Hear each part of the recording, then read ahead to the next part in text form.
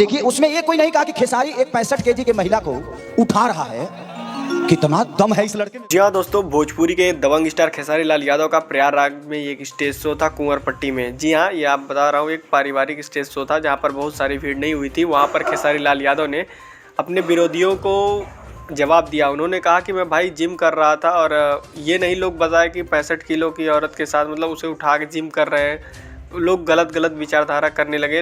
उन्होंने बताया कि लोगों की जैसी मेंटलिटी रहेगी उसी हिसाब से लोग कहेंगे। खैर ये भी तो कहना कहीं ना कहीं सही है। लोग वीडियो में और गानों में क्या ही क्या करने लगते हैं, लेकिन वो भाई पुलअप्स ही कर रहे थे। उन्होंने अपने डिफेंड में बताया और इन्हीं के साथ साथ कई लोगों को और भी जवाब दिया।